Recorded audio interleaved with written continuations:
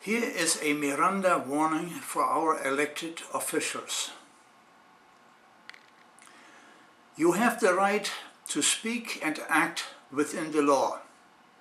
If you do not, everything you say and do will be held against you in a court of law.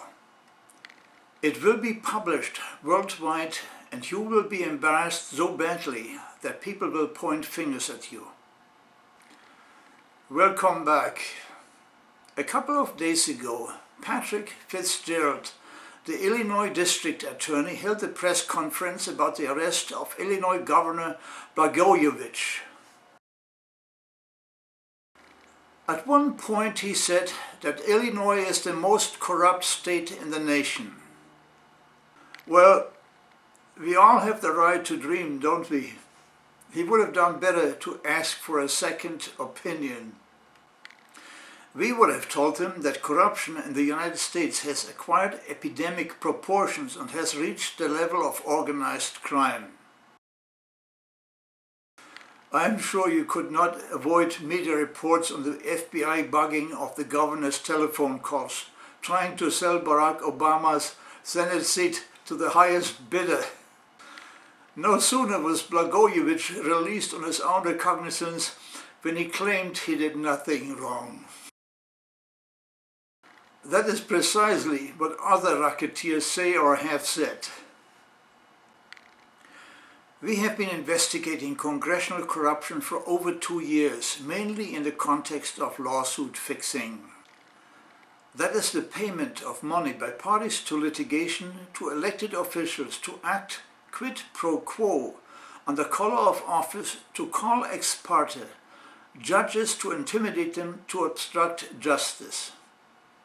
I understand this must be boring to anyone who has not been or is a party in a lawsuit against a corporation. But this goes much further. It is a brazen denial of meaningful access to the courts guaranteed under the Constitution. And it is of international interest to any foreign entrepreneur who plans to do business in the United States. I have successfully argued cases before Germany's highest patent court, the Bundespatentgericht, and therefore I can tell you, if you are in Central Europe and need to sue, even as an American, you will be given full access and due process. Don't you think this is a two-way street? It is not, as foreigners cannot make contributions to politicians. That is, to get a judgment eBay style. CSI Jacksonville has investigated payments made by parties to litigation to 52 elected officials, members of Congress and Senate, and has concluded that in 48 cases there was a clear nexus to the underlying litigation. In other words, again, corporations paid money to politicians in return for acting under color of office by making ex parte calls to judges and their law clerks to intimidate them, to obstruct justice. I am not going into further details today, as we already published our findings under the header "How Organized Crime Infiltrates Congress" here on YouTube or on our website csi-jacksonville.com. The cases published so far involve Senators Barbara Boxer, Bill Nelson, Saxby Chambliss of Georgia, Hillary Clinton, and Congressmen Feeney and Sensenbrenner and others.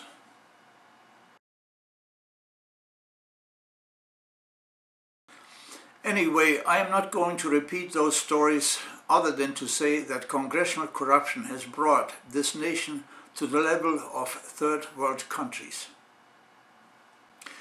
Instead, let's have some fun. In what Rachel Maddow would call a holy mackerel story, MSNBC just reported that Michael Chatoff, who runs Homeland Security, was caught to have hired illegal aliens to clean his house. Der Spiegel reports that in East Germany, or else a train ran 25 miles without a crew or a driver on board. Fortunately, nobody was hurt though. This was not the first time. Whatever happened to the dead man switch anyway?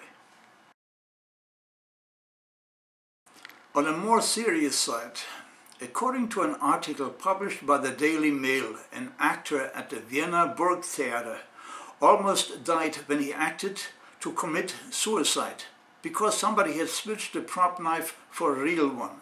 He almost bled to death. A terrorist gave the court in Düsseldorf, Germany, the middle finger when on trial for an attempted suicide attack that failed because his suitcase bomb didn't work.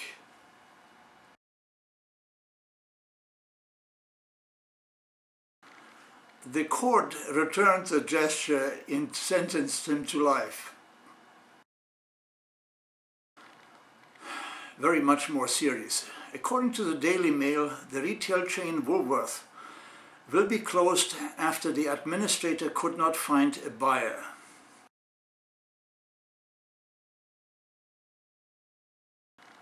Indeed, the economy in England is so bad that according to a survey conducted with 5,000 small businesses, 40% plan to close down. 40%.